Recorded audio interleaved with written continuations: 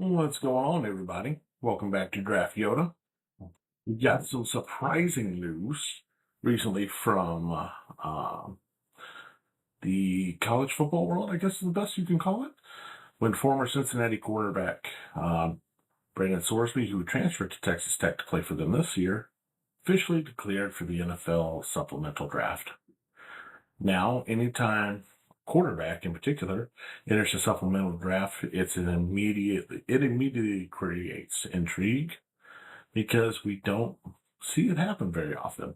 Most players enter the NFL draft or finish their college eligibility, but occasionally circumstances create a different path. Today we're going to break down, supplemental draft, why Brandon entered it, and which NFL teams make the most sense as potential landing spots for him. But as always, I am Draft Yoda, Bill Workman. I'm your favorite draft nerd's favorite draft nerd, and we're going to get into it. So the supplemental draft exists for players who become draft eligible after the traditional NFL draft is already taken place. Rather than waiting the entire year, these players can petition the NFL for entry into the supplemental draft. And the process is pretty simple. Teams submit a round value they're willing to spend. If two teams bid on the same round, the higher waiver priority wins. So the catch, whatever round you use, you forfeit that draft pick in next year's draft. So if a team selects a player with a fourth round pick in the supplemental draft, they lose that pick in the fourth round of the following year's draft. That's why you rarely see supplemental draft selections. Teams covet those draft picks, and they have to be very convinced that a player is worth sacrificing a future pick for to pick them up now. For those unfamiliar with Sorsby and why he is now, let's back this up.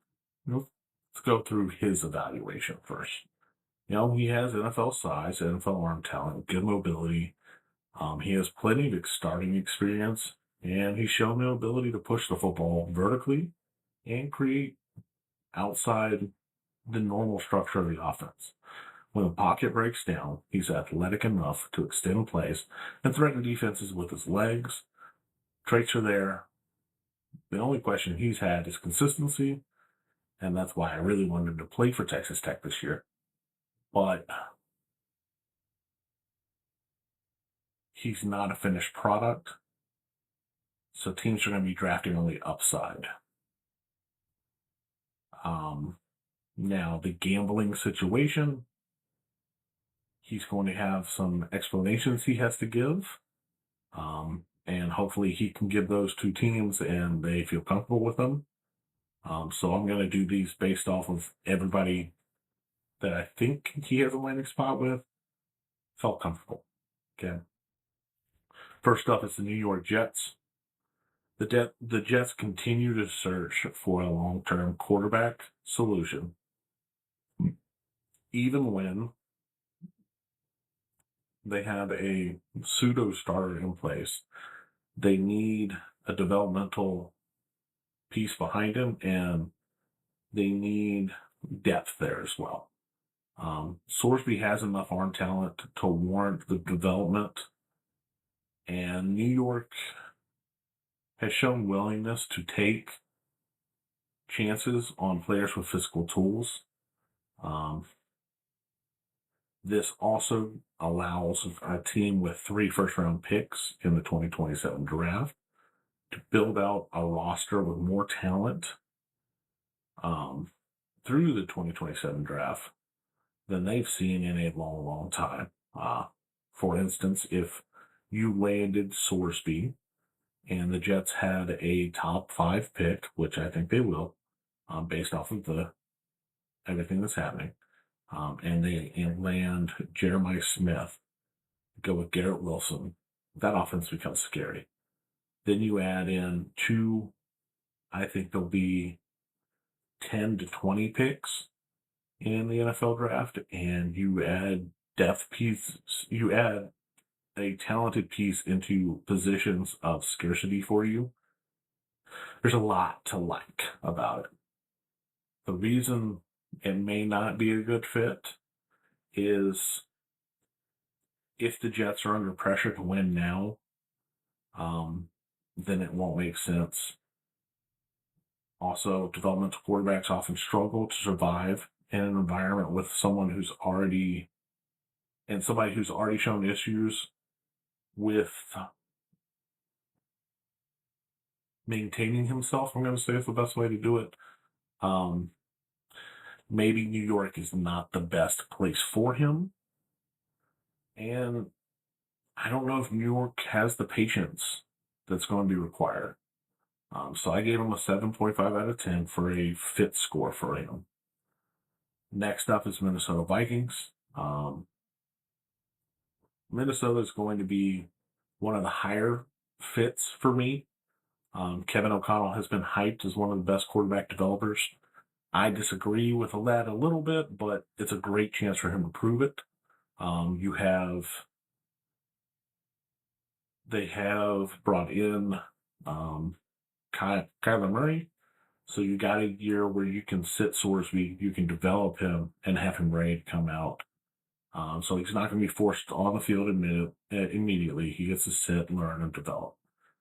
And that allows him to potentially become a long-term asset for them, whether that is a trade asset or the only trade asset would be is if J.J. McCarthy develops into something. I don't think he ever will. But Kyler gives him the chance to learn and develop and find the NFL game before having to play the NFL game. The issues that may arise with Minnesota is Minnesota has already put a significant amount of investment. I mean, you've got a first-round quarterback already there in J.J. McCarthy. You brought in Kyler, who you're paying good money to. There's a lot of investment in that room already. And adding a developmental player may not be the priority. With that said, I did give them an 8 out of 10. So currently they are one of the higher teams to land him. A third landing spot for him would be the Arizona Cardinals. Arizona, I don't know how the team sits, but if they're able to re-sign Brissett, they can give him that year of development that I would like to see for him. Kyler Murray is gone, and there's no firm year in, year out starter. So if you give Brissett the year and you let Sorsby develop, then next year you have a high draft pick and you have a young man in Sorsby who's ready to take over a starting role. And it seems like a win-win scenario for the Cardinals. That offensive system also values mobility and off-platform creation, two areas where Sorsby has shown flashes. So that helps them. Issues are Cardinals have some roster holes. And I don't know how comfortable they'll be using future draft capital to develop a quarterback. That it's going to be difficult to justify. So for that reason, the Cardinals got a 7 out of 10 for me. Next up on the list is the Indianapolis Colts, and this one is fascinating to me. The Colts know Sorsby extremely well from his Indiana days. There's a regional familiarity. The organization understands what kind of player he is from him being at Cincinnati and Indiana. His mobility fits the current concepts in Indianapolis and what they've been chasing for the past few years. There is some uncertainty around the quarterback room for the Indianapolis Colts, and I don't know who their willingness to take a developmental quarterback. But with that said, I think the Colts may be the best fit for Brandon Sorsby, and that's why they ended up with an 8.5 score out of 10. Another landing spot is the Atlanta Falcons. They've quietly done a nice job building an offensive structure for a young quarterback of the future. They have offensive talent between Drake London. You have Bijan Robinson. There's a lot of other pieces there. They're building a young defense that's going to be pretty difficult to deal with as they develop. So you're starting to get a groove. The thing that's missing from them is a quarterback, and that's one of the reasons Sorsby's going to come up for them. He won't have to play immediately because of what they already have in place. And Sorsby has enough athleticism to fit their offensive approach. So I think he's a good fit there. The issue becomes you've already put so much money into the quarterback room. Do you have the time or the money to put in another developmental piece and hope that he hits? So for that reason, the Falcons get a 7 out of 10 on their fit score. Place that may not jump out to you as a spot for a young quarterback, but I think would be a great spot for him is the Pittsburgh Steelers. Pittsburgh loves toughness. They love leadership. They love quarterbacks who create outside the normal structure of the pocket. And I think Sorsby can check a lot of those boxes. The Steelers also have a history of developing quarterbacks behind established veterans, which Aaron Rodgers is there. You give him a year to develop.